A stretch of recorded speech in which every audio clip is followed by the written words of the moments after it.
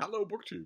I've got a tag for you today, a revived tag from last year that I had a great deal of fun with, so much fun that I did it over and over again. It was inspired this year, as last year, by Michael K Vaughan, who just recently did a video, one in a series, where he is assessing the territory of his insane 500 book challenge, where he reads 500 books he already owns before he gets a new book.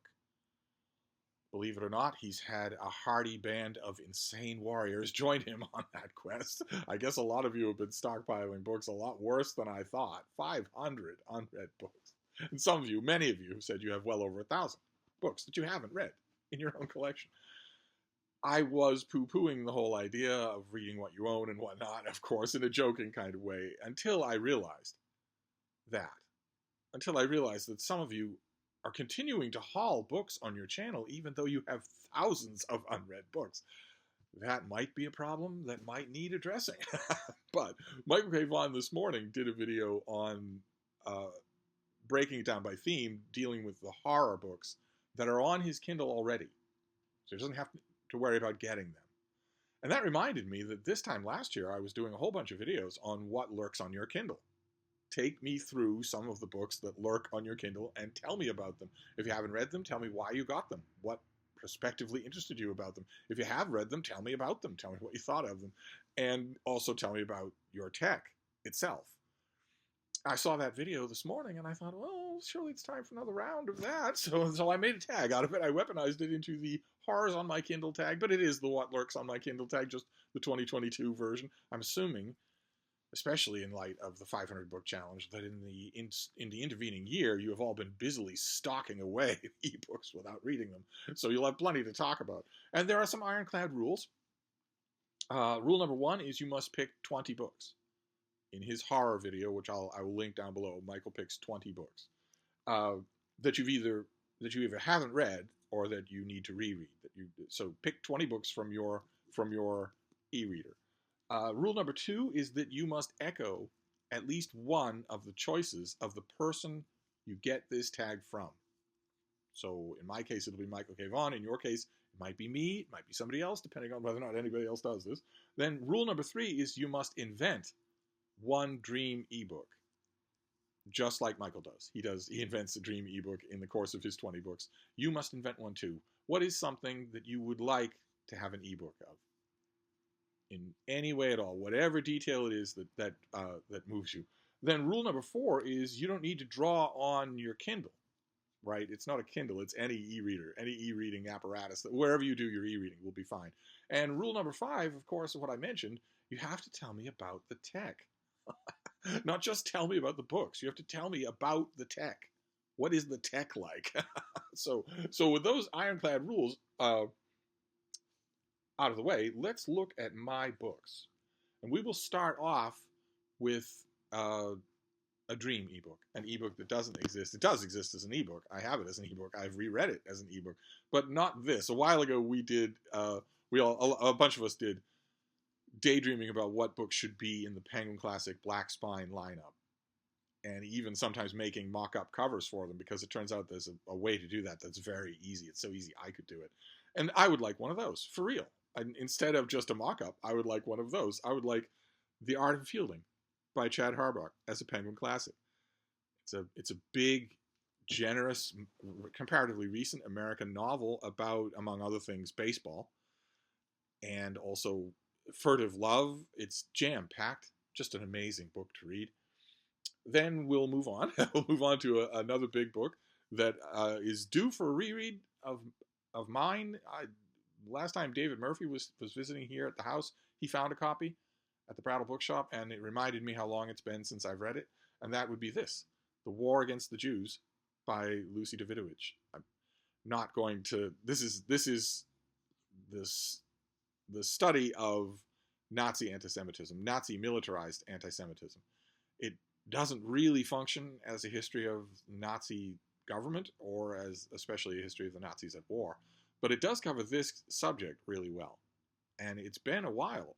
I don't own a print copy of this thing. It's been a while since I delved into it, really dug into it. Unfortunately, it's a little bit relevant right now in the current news cycle. But I would read it for his historical brilliance anyway. And I'm pretty sure that I can pretty much always count on finding a print copy at the Brattle Bookshop here in Boston. But why would I bother? Why would I bother to do that when I can use an e-reader and load it with commentary and not worry about the spine or the sun fading or anything like that. This next one will be familiar to you if you watched Liam's Lyceum, which I'm hoping that you do. He is doing or has just recently done. I'm not really up on the details because I wasn't invited to join. But this is David Lindsay's book, A Voyage to Arcturus. A weird, psychedelic, surrealistic, freak-out science fiction fantasy novel that I have read it in this mass market paperback. I also read it in a big trade paperback. Didn't understand anything about it either time. So maybe whether I'm invited to his read-along or not, I should read the book again. Then we have this. This is, I found this. I have no idea when I downloaded it. That's true with a lot of these things. I don't know when I downloaded or when they got on my Kindle. But this is a rather pretty edition of Viking Tales by Jenny Hall. Viking Tales was once upon a time viewed as the quintessential Viking novel that follows a Viking boy from the minute that he achieves nominal manhood through every aspect of what Jenny Hall's research 100 years ago told her about what Viking life was like. I never hear it talked about. I don't think it's in print right now except as an ebook. So it's been a long time since I reread this thing, and it's on the Kindle, so I probably should. Then we have this thing here. This was from Project Gutenberg. I don't know how many of you know about Project Gutenberg. Is an online repository of cleaned, curated, well-designed EPUB ebooks of everything that is not in copyright. They're working on it. They're working on everything that is not in copyright. It's an unbelievable resource for filling your Kindle with free books. Everything that's on Project Gutenberg is free, and it's all well done. Everything that I've ever found there is well done. It's not like, for instance, Google Books used to be. I don't remember how many of you remember. These are not just cheaply scanned copies from somebody's library. These are well done. They're well presented, easily readable, very clean. And I think that's what this is from. I don't imagine that I would ever buy a copy of this author's work. This is The Vicar of Wrexhill by Trollope, but not Anthony Trollope. This is his mother, Frances Trollope. Fandy Trollope wrote this story about a very evil vicar, a vicar who's got money-grubbing, very worldly designs on his wealthy wife, on his wealthiest patrons, on his church, his flock. And it's kind of biting. I think one of the most biting works that Mrs. Trollope ever wrote. Well worth your time. Everyone in the Trollope family, well worth your time. Do not fall into the sway of the reading pattern that Anthony Trollope very much wanted you to have. You might think, well, he was a big, ungainly Victorian boy. Surely he loved his mother. To a point, and in a way, he did. He did not love her literary success. And although you'll never read it in a Trollope biography, he worked hard to squelch that literary success in favor of his own. And he did the same thing with his brother, who was also a prolific author. It'd be up to you to judge whether or not Trollope's brother is a better writer than Trollope. Good luck finding his books. And don't think that's a coincidence. Trollope is just another example. The Mann brothers would be the same way, and a bunch of other examples I can come up with. Another example of literary fratricide, of literary figures trying to suppress the literary careers of their own blood relatives. This next one is for the gays. There's quite a bit for the gays in this 20-book roundup. This is by Daniel Elijah Sandifer, and it is Until Summer's End. And it's a very simple novel. Boy and his mother move to a new town. Boy is gay, hasn't told his mother, hasn't told anyone, knows that he is himself, very much so, and hopes that he will have essentially new eye candy in the new town. Immediately meets the new eye candy at a yard sale. The new eye candy turns out to be gay, turns out never to have told anyone, and They tell each other. They immediately start rogering like bunnies. And the story proceeds from there in very simple terms. This is almost a fable rather than a novel. It's very, very late in the book that any kind, comparatively late in the book, that any kind of drama is introduced. And there's never any conflict. It was effectively done, but kind of weird to read that sort of thing. Okay, then we'll do, this is by Cora Rose. We'll do another thing for the gays. This is called Until Him, and it is the story of a clean, handsome, totally straight, popular guy in college who is in severe danger of flunking out a chemistry course that he absolutely needs in order to move on with school. So he needs a tutor. And he has been told by all and sundry that there's one particular tutor who lives off campus who is brilliant. He can make these subjects clear to anybody.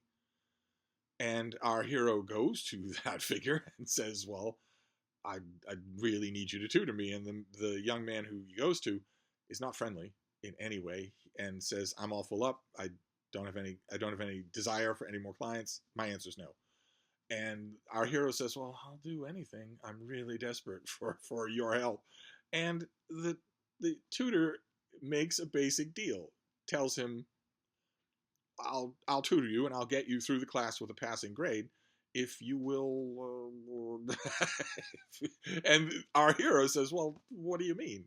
I'm straight. I've had a whole lifetime of girlfriends. Not only do I not know what to do, but I don't want to do it. It will be, but he's caught between a rock and a hard place, and he agrees, and he likes it.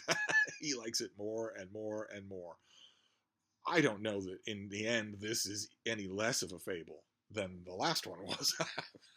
But again, written with a lot of energy.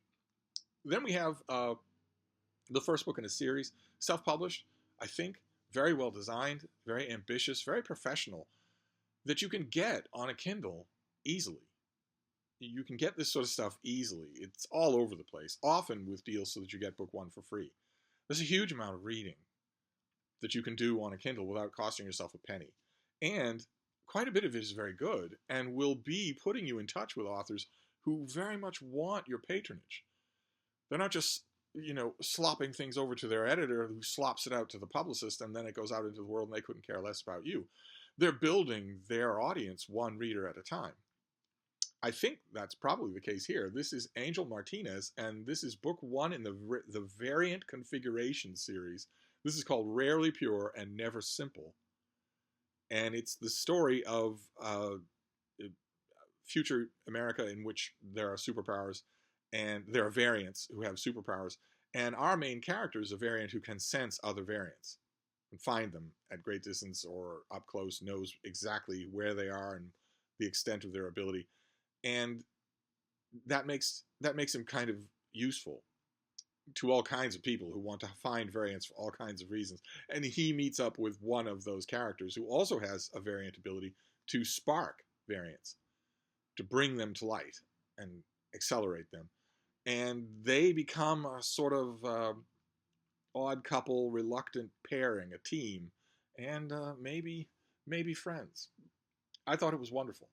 But I could stand with a reread. And also I could stand a thing that I always forget with things like Rarely Pure and Never Simple. I always forget when I'm done, when I like it, I forget to make a project out of supporting the author, which really it defeats the whole point. I do it sometimes, but I ought to do it all the time. I have a standard rule with, like, for instance, free ebooks that I download from Amazon, where if I'm looking at something on Amazon and it offers me a free ebook, if the publication date is relatively recent enough, I will download it and I will read it. And my standard goal with, for instance, samples, which you have in endless abundance on any ebook store, is if I get to the end of the sample and I want very much to read the next page, the author has earned my money. I will go on Amazon and buy that book. So there's not a sample in my e-library anymore. It's the whole book. And I try to do that with whole books as well. Okay, I read this installment. I really enjoyed it. So this author is worth paying attention to. It's worth me following this author. And I know that there are mechanisms out there that allow you to do that. They're completely seamless. Amazon wants you to do that. The authors do, but Amazon does as well. I know that there are ways to say, follow this author, notify me the next time there's a book, all that sort of thing. Even contact the author in plenty of cases. And I don't do it as often as I should. So I'll have to let this lurking on my Kindle tag act as a reminder for the month of December. Then we have my echoing of one of the items on Michael K Vaughan's list. He showed you this, David Fisher's book, The Pack, which I actually had as a mass market paperback when it first came out forever and ever ago. I didn't. It was given to me as a gift, as you could probably imagine. A friend of mine saw it on the metal spinner rack at a supermarket or whatever, and thought, "Oh, it's about a pack of killer dogs. Get that for Steve. That's a fun gift for Steve." uh, and I thanked them. I laughed my head off. I read it. It was weird to me. That cover does not exist in my world. There is no such thing as an evil, ravenous pack of dogs in my world. And my friend knew that. My friend knew this is a book about something that everyone else in the world can possibly be afraid of. You're the only one who can't. So you should read this book, of course. You're the only person who's not its audience. I thought it was fairly well done. Of course, it's unfair to the dogs, but I'm accustomed to that as well from Cujo, so it's no skin off my nose. The thing that bothers me about that paperback is that I got rid of it. According to Michael K Vaughan's video, it's insanely valuable, and I didn't keep it. Of course, it was just disposable trash. I imagine that's why it's so collectible. He mentions what's his name's book, Paperbacks from Hell, which I sent away to someone. I might have sent it to Cameron at Library Macabre. I had that book and loved it, and I sent it away. It obviously wasn't for me. And according to Michael K Vaughan, that book was almost single-handedly responsible for driving up the prices on old pieces of crap like this. Whether it's that or that most people who got the book from metal spinner racks like that thought it was trash and got rid of it so that it's rare. I don't know what the reason is, but I wish I had my copy still. That's for sure. I don't think I would want to reread it, but you never know. Then this next one, very pretty ebook, lurking on my Kindle, needing a reread down the line. This is James Michener, and this is his book, The Novel, which you're familiar with Michener for his big panoramic things like Chesapeake or Poland or Caribbean, things like that, that show you an area or region through human dramas over centuries. And in a way, this is about one author. And in a way, you'd think, well, okay, that's a departure from Michener, but the bones are still there. This is still a sweeping panoramic portrait of a novelist's experience. We get plenty. The novelist in question at the beginning of the book is well established. He's wealthy. He's well known. He is a familiar face at his publisher. But we get plenty of flashbacks of when he wasn't. And times are changing. Now, with his new book, he just finishes a new book when this book starts. What is that going to be like? What is that process going to be like?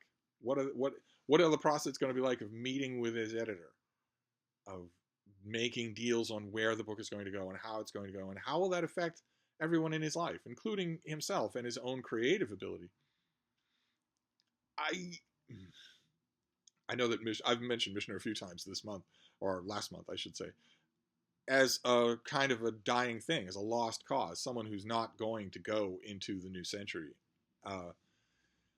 I think that's probably true, and I think it's a shame that people are going to just reflexively dismiss him as the author of big airport doorstoppers like Chesapeake or Poland or whatnot, these big panoramic novels that are Michener-esque.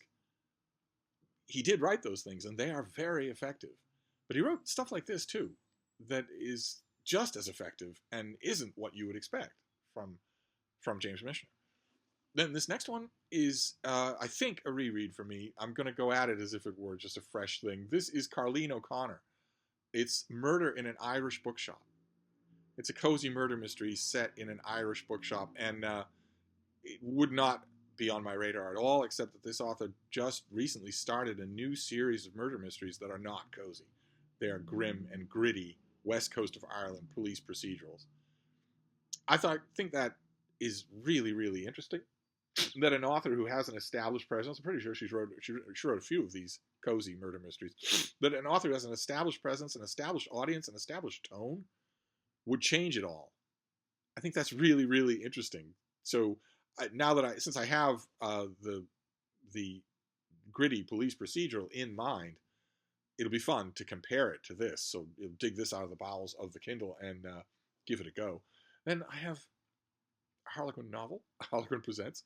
I have a bunch of these buried down deep in the bowels of my Kindle. And I don't pull one up and read it as often as I should. They're wonderful palate cleansers. This is by Jeanette Kenny. I don't really remember that name. I might not have read much by her. Some of the ladies that did the old Harlequin Presents novels wrote dozens of them, and I got to know their pattern quite well. I became a fan. But Jeanette Kenny, I don't think, is one of them. And this is Innocent in the Italian's Possession. He doesn't possess a shirt, I guess. But this is very standard Harlequin Presents. This is from probably 30 years ago.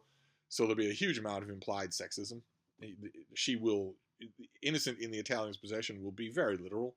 In a lot of these cases and a lot of these books, the woman is an assistant, an executive assistant, or a secretary who is pretty much owned by the man.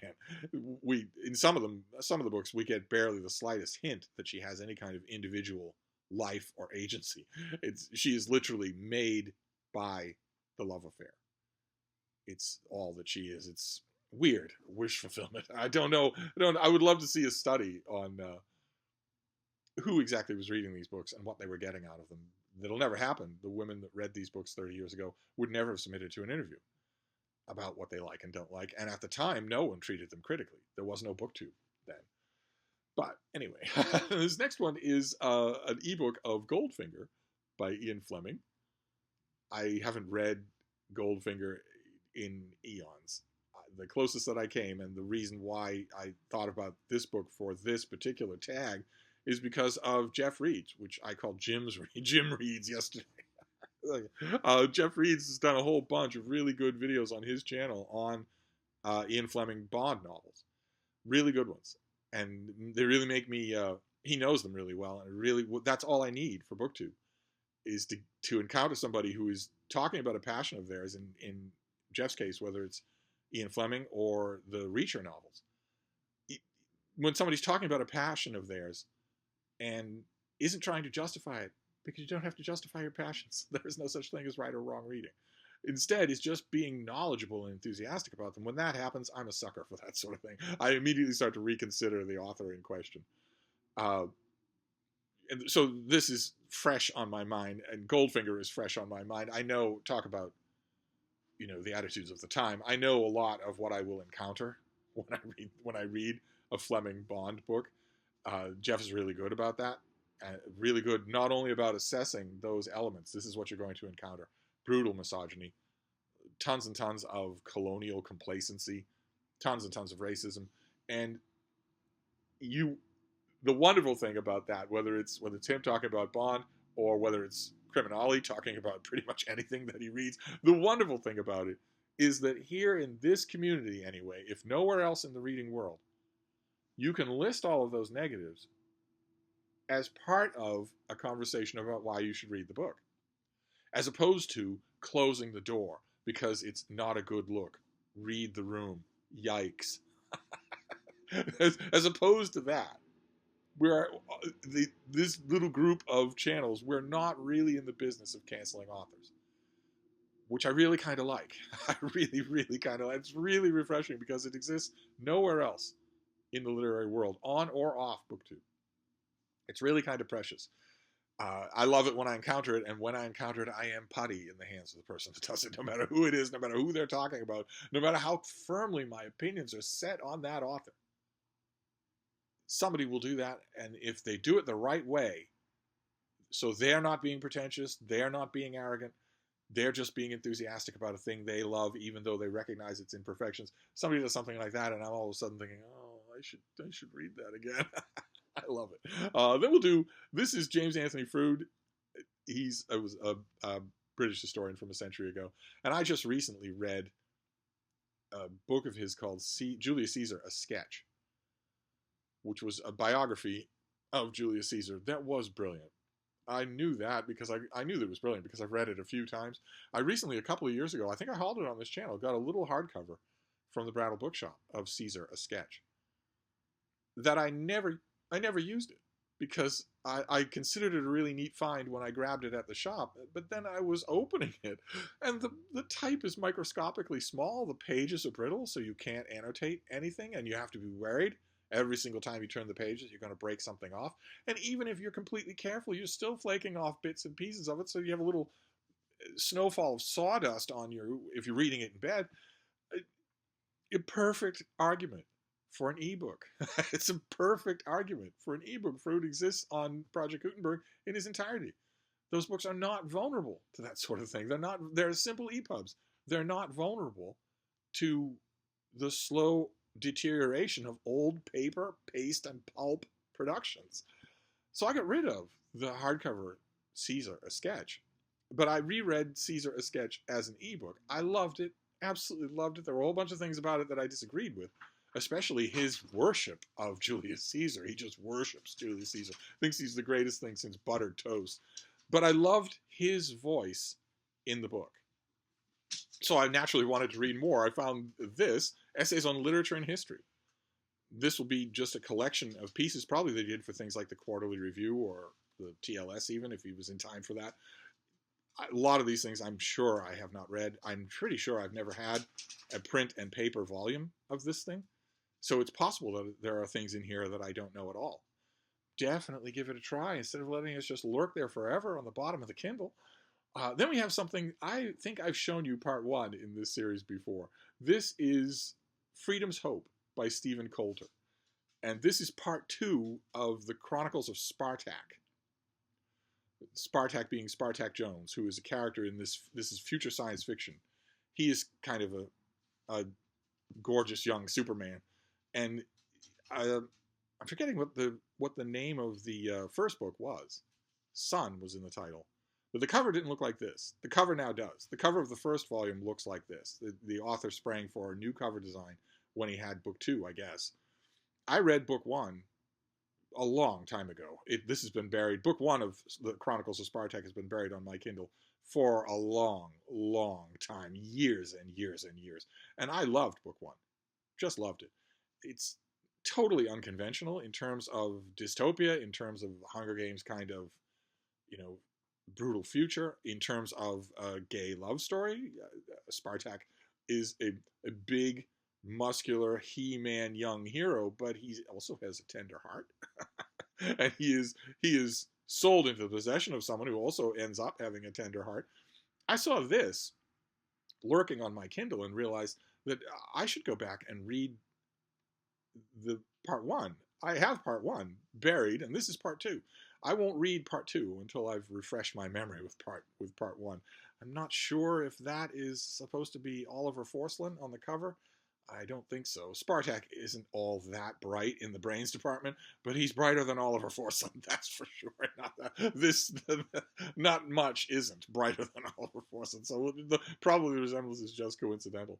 Then we have Eric von Daniken, familiar to a lot of you of a certain age as the author of Chariots of the Gods, where he filmed odd markings on rock, and then used those photos as the basis of a book in which he said that Earth has been visited and was colonized and genetically engineered by aliens millennia ago.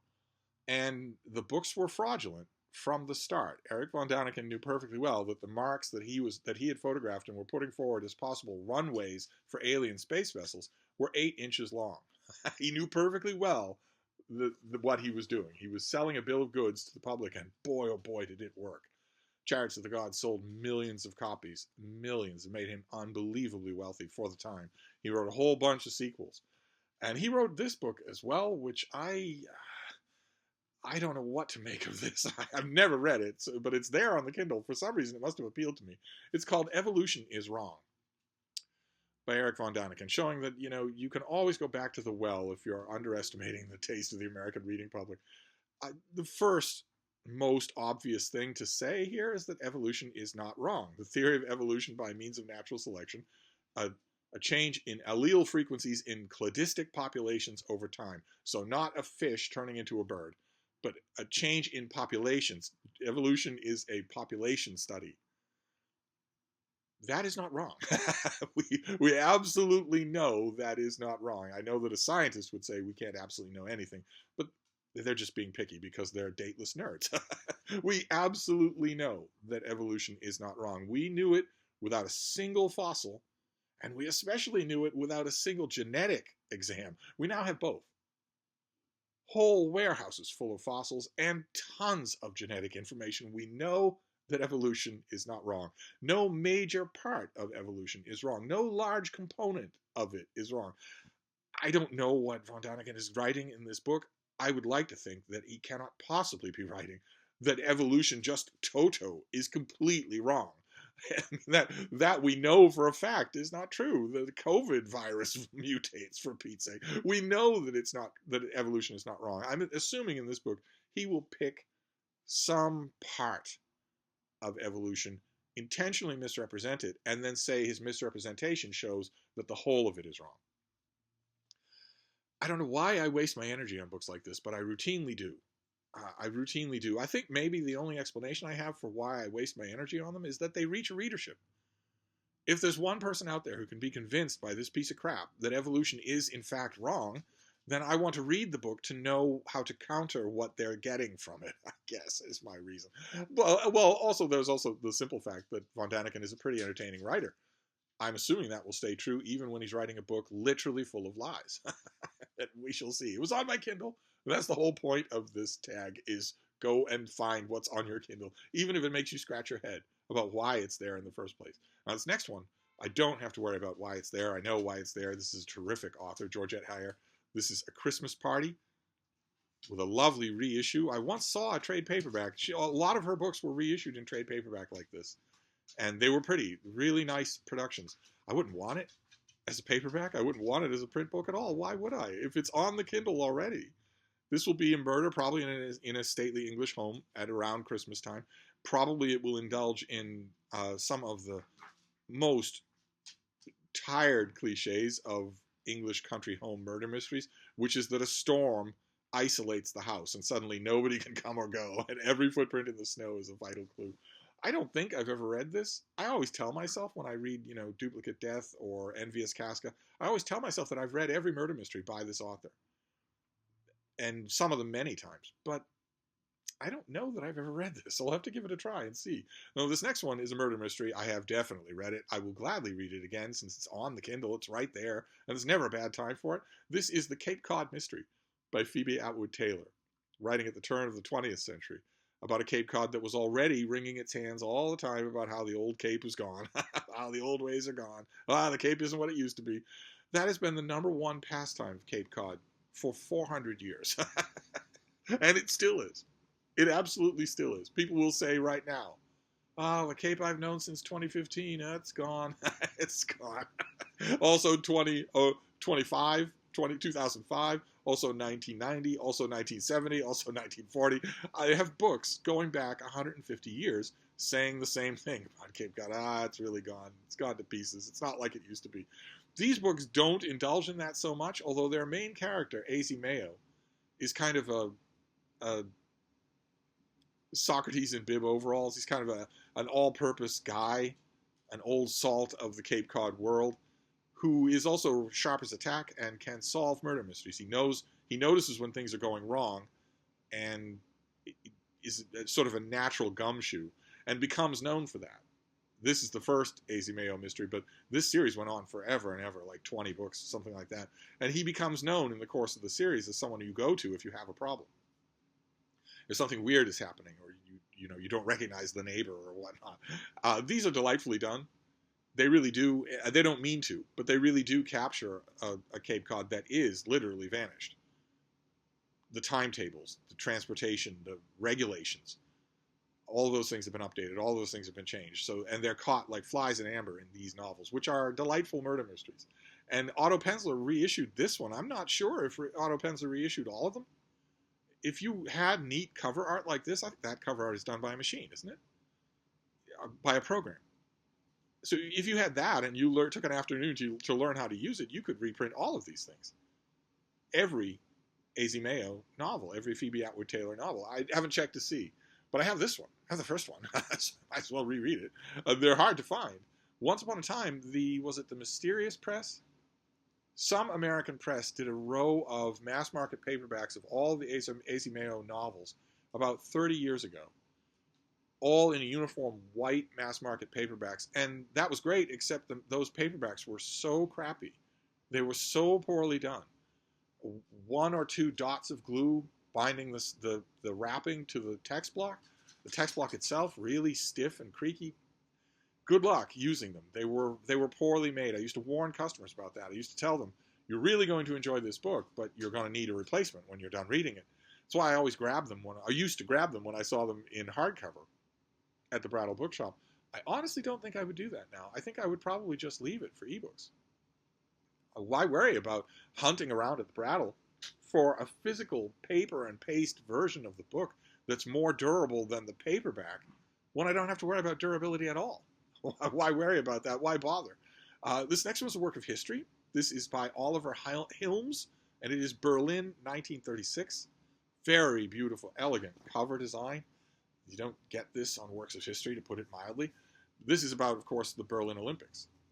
16 days in August, and that is a great, inherently dramatic story.